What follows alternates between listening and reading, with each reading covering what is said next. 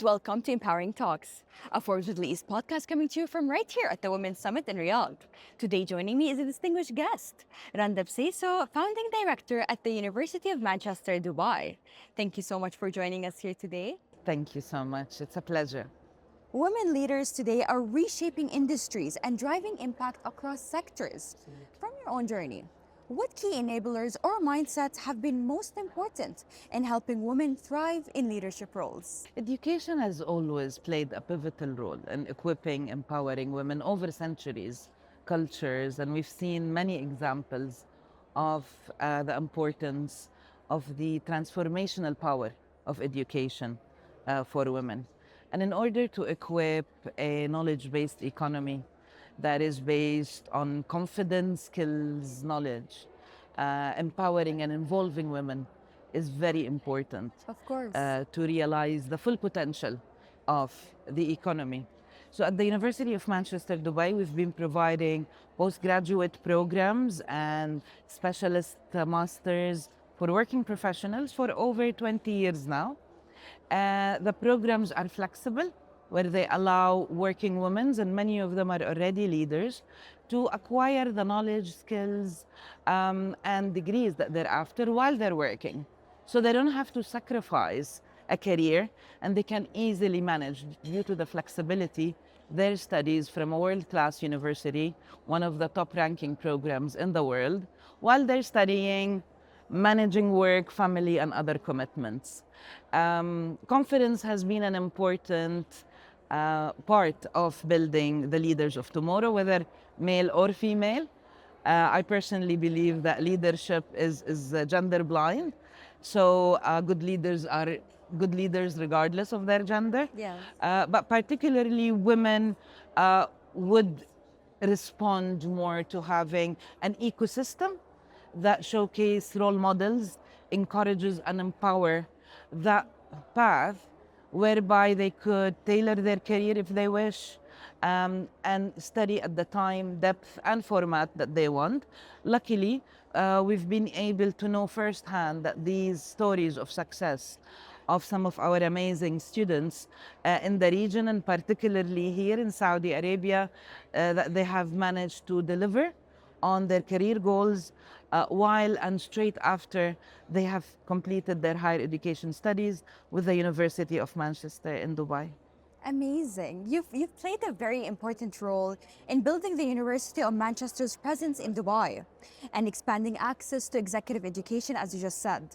How has that work helped women professionals advance their skills and confidence in the region? The belief that I have when it comes to a woman leader, and that's from experience, is everything happens in our life is a self-fulfilling prophecy. So if we believe that we can, we definitely will.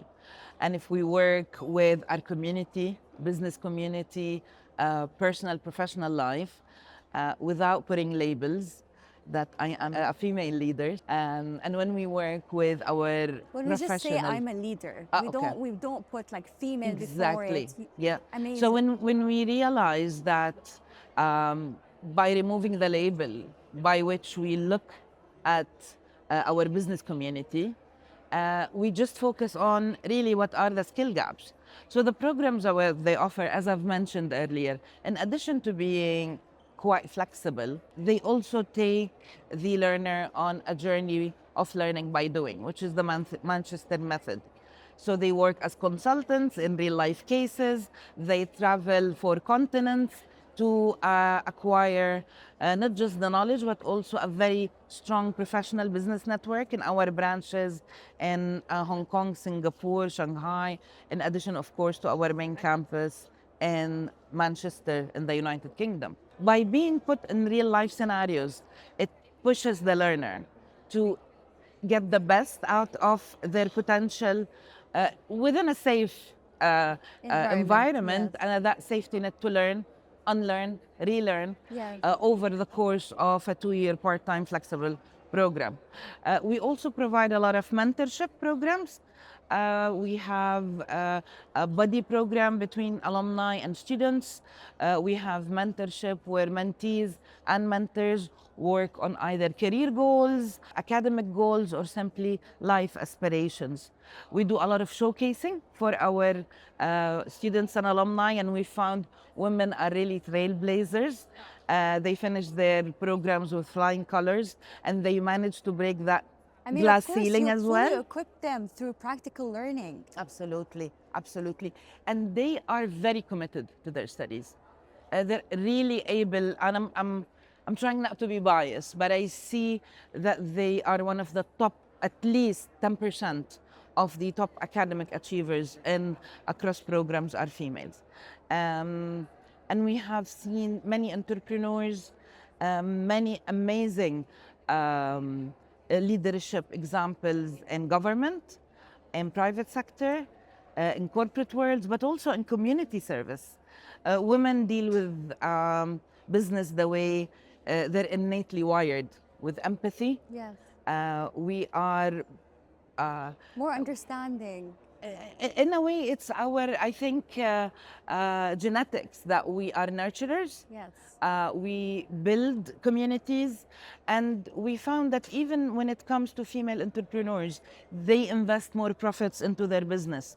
They work for purpose, they work for impact, they focus on paying it forward. So you see that ecosystem works with female leaders bringing that business as a family in a way, and providing that psychological safe place Yes. to build more leaders in the future. So we help equip not just skills and knowledge, but provide professional networks, mentors, opportunities to showcase those role models to encourage more leaders. Amazing. What advice would you offer to organizations looking to design impactful programs that support women's growth and representation in leadership roles? Well, to begin with, hire a woman to design it, I think. Of course. I think we understand more the limitations and the way we prefer to navigate that path between work-life balance. I think making sure that it builds and it continues to build confidence. It provides that ecosystem that is mandatory for leaders to thrive, and specifically women to believe in the possibility of what could be, as opposed to ensuring that we have to 100% be positive that we will succeed To have before a we source. even aspire Yeah. to commence an adventure, being a business, a new job. I think when it comes to women, we carry the weight of the entire gender. So when we succeed individually. When we fail, we feel that we failed our gender. So I think we need to work with more ease, that we're allowed to fail and fail fast and start again, and there is no failure. It's all learning, and it's the necessary path to improve. And making sure that flexibility is key, including now all the technological advancement that allows us to personalize learning, to personalize career path, and to include industry, academia, as well as government and public entities in providing that balance that will equip the outputs of the learning with the agendas of the national industries to ensure that these education outputs are relevant, are updated, but are also serving the strategies of the region. So you think women should have a source of limitless inspiration constantly? I think it's necessary. Yeah. We're too hard on ourselves. Of course. And we need to make sure that there is a bulletproof plan before we attempt a step, as opposed to just being okay with ourselves when we repeat and repeat and repeat. But I think that's also part of who we are. And most successful women are successful because of who they are, as opposed to in spite of who they are. And there is no magical portion really for success. It's hard work, it's persistence, perseverance, and working with purpose. and paying it forward. I think life is like a mirror, so whatever you put in it, it comes back. So good leaders surrounded by good people, surrounded by good team. I am privileged to have an amazing team that enables the success of our organization. Without the ecosystem,